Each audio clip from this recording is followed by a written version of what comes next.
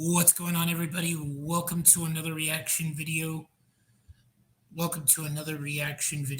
For, as you can maybe see in the title here, is it a good idea to bring back actors from the past through CGI? Pretty much use a computer. Fortunately, they've passed, and bringing back them to not to life metaphorically in a way where they're presented in a movie. Hence, I'll show you an example in just a second. The unfortunate passing of Chadwick Boseman. They did not use CGI imagery. They just paid homage to him and did a proper send-off in a very good way. I'll say that, won't spoil it. But for the most part, now my mic is working. For the most part here, before we see a reaction video done by Eric Voss on the deep dive, I'll leave the link to his channel where you can see a bunch of details or a bunch of detailed content that he does. If you've seen a past video, he did one where do movie trailers lie or not tell the truth? And just a second here.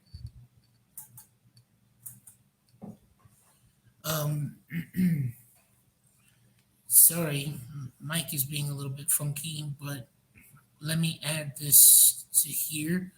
And as you can see, these are bringing back people who have passed in a way.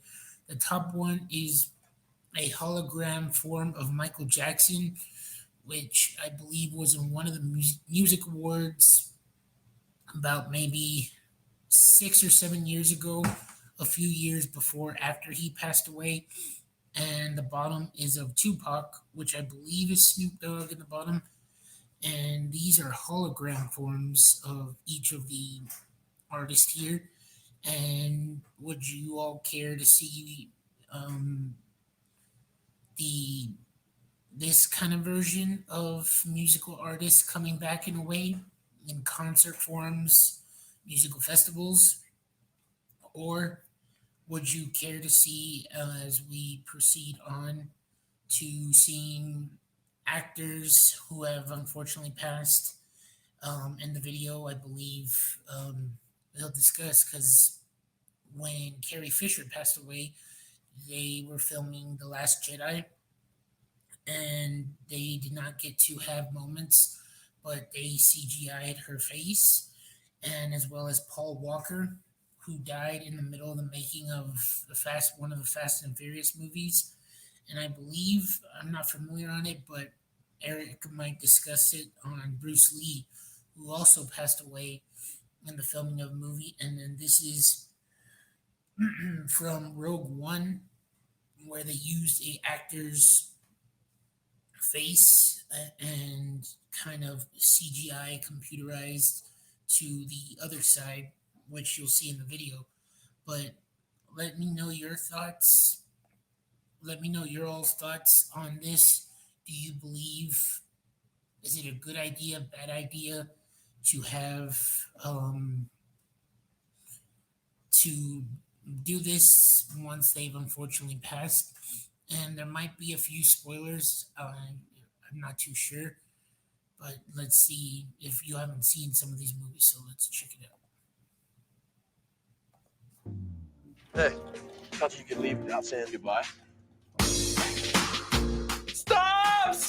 He's already dead! I'm Eric Voss, and this is The Deep Dive. Hollywood may have finally crossed the line with its increasingly brazen resurrections of deceased actors to cash in on nostalgia points. While audiences were willing to accept the recreating of the likeness of Paul Walker to complete Furious 7 when Walker died midway through production, now studios are routinely reanimating actors like Carrie Fisher, Harold Ramis, and Christopher Reeve significantly long after these actors have passed. What are the ethics of doing this? Is it okay if the family approves? Today's investigation investigation. Is it wrong to resurrect dead actors with VFX? I am wearing an Indie I Love You shirt at nerdriot.shop. I'll be wearing it all summer long for our Spielberg summer series. And before you say that Steven Spielberg would never do the kind of thing that I'm talking about in today's investigation, our man did start to dip his toes into this kind of thing by recreating the Overlook Hotel from The Shining in Ready Player One, a movie that I will never, ever break down on this channel because it's terrible. Okay, over.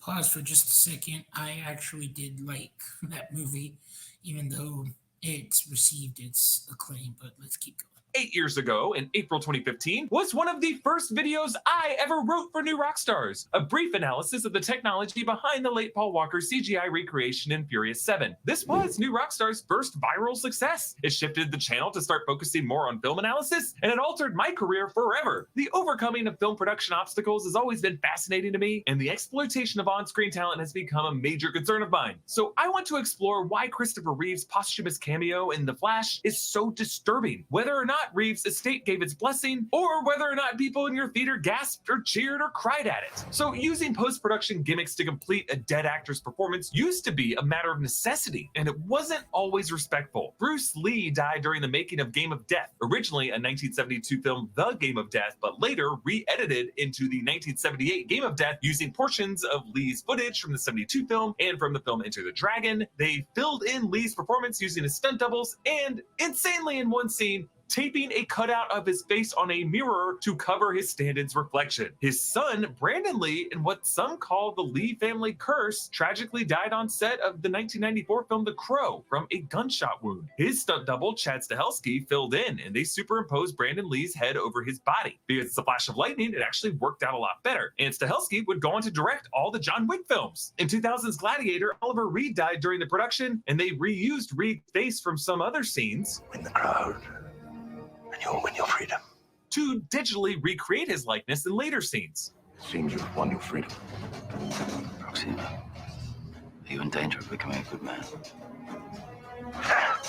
This was really the first example of technology truly enhancing the actor's performance, rather than the film just trying to pull a fast one on us. They repurposed Proximo's earlier line to turn this moment into a solid callback. Sadly, a year after this, The Sopranos, Season 3, Episode 2, used some of the all-time worst face mapping of the late Nancy Marchland as Tony's mother, Livia.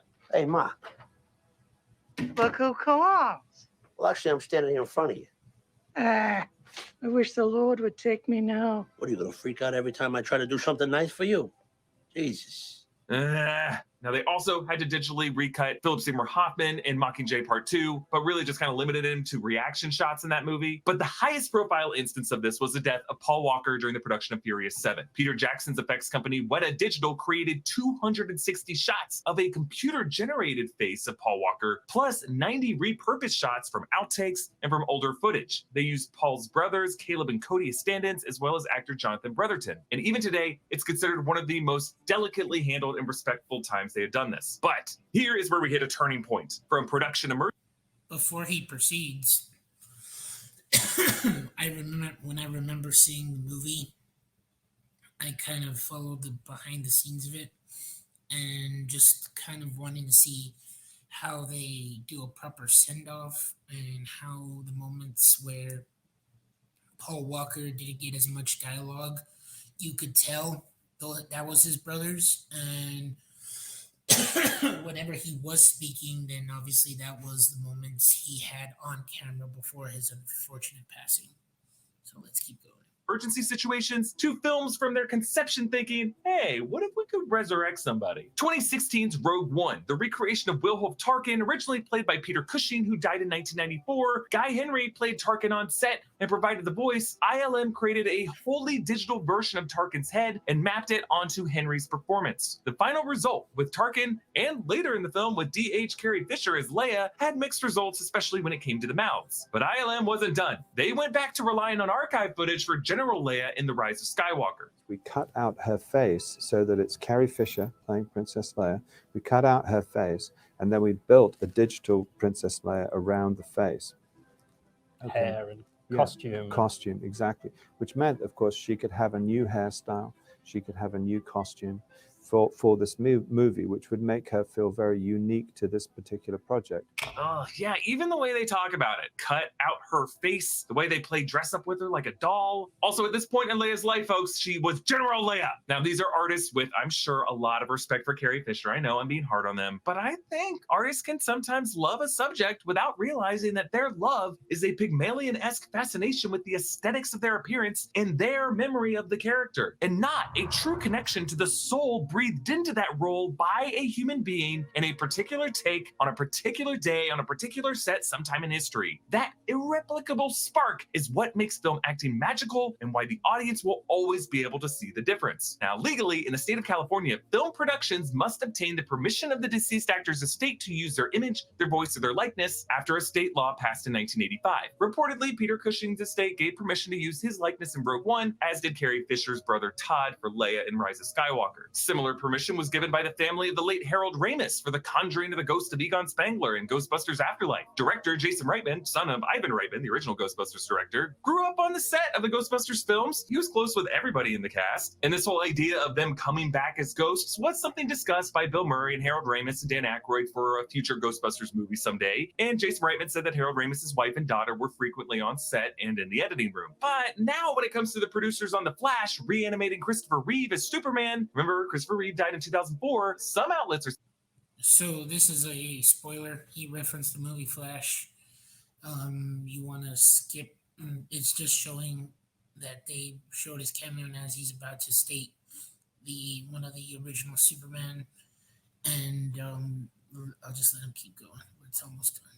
Speculating that they would have had to get permission from Reeves' estate, but no one as of this recording has actually confirmed it. Others are pointing out that George Reeves left no family behind after his tragic death in 1959, with no estate really to approve this cameo. And currently circulating is an excerpt from Christopher Reeves' interview with Playgirl magazine in 1982, when he said, "You've got very few things that are private in this life. You've got your pride in yourself, and those are the last things that you can sell. One of the few things you have to hang on to is your integrity about your work, and I think work defines a great deal of who you are." That's what I think this comes down to: integrity. It's not enough to get permission from the family or some estate that could be run by descendants the actor hated for all we know and might just want to pay out. You have to honor the known intent of the actor when they were still alive. Paul Walker, Oliver Reed, even Bruce Lee, they knew what movies they were signing up for and probably would have wanted for some version of the project to still be completed. But Peter Cushing never signed up for a Star Wars prequel where another actor would do an impression of him and wear his face. Audrey Hepburn never signed up to be in a commercial for Dove Chocolate in 2014. And Christopher Reeve and George Reeves, there was just no possible way for them to consent to being rendered as ghostly reanimated puppets in a future Flash movie. It may be legal to do this with the permission of a family or an estate, but it is unethical. If you want to honor these guys' memories, just reuse some of the great archive footage from one of their films or TV episodes, something seen from the outside in, and don't use CGI to make them react to new shit. Because I promise you, this road will eventually lead to an Avengers Secret Wars with a digitally recreated Chadwick Boseman waving at us from the other side of a freaking portal. Meanwhile, an AI version of Stan Lee tap dances in, winking at us and saying, "Weren't those opening titles to Secret Invasion terrific? Excelsior!" Duh! Well, let me know what you think about this. I know it's a controversial subject, but that's what makes a good investigation. And yes, Spielberg's summer on the deep dive is continuing in the weeks ahead with Jurassic Park, Jaws, and E.T. And please support us with an Indie I Love You shirt at nerdriot.shop. Subscribe to all 3 channels in the New Rockstars Network, and share this channel and its videos with everyone you know and love. Follow me at EA Voss, and I'll see you next time, my divers of the deep. So yeah, what do you all think of what he stated here? And as he stated at the end, the way I think, and I said The Last Jedi was The Rise of Skywalker. That was the third out of the new trilogy. And it's basically one of those that it's, as to my people that follow, just watch movies just as is and not realize it, that they do all these sort of specific details. And to my movie fanatics who kind of know the gist and the behind the scenes of different things, does that bother you in a certain way? Unfortunately, as I said in the beginning, does once the passing of a beloved actor Do you want them to bring them back in some form or fashion, like what you saw here in this video, or just kind of use the footage in a certain way? Do it properly. Either don't do it at all, do it properly, kind of like how they did it with Paul Walker, or not too messy as they referenced Superman there in the video. Technology is just an interesting thing overall, and Hollywood is just trying to utilize different ways to bring your beloved actors in certain ways. And before I end this video, I believe I drew a blank here. It was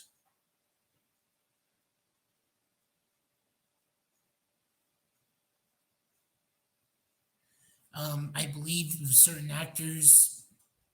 It's just interesting overall.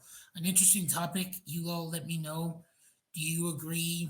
Do you think it's a good idea, bad idea to bring back past actors through computer generated imagery? Thank you all so much for watching, and I'll see you all next time. Bye bye, guys.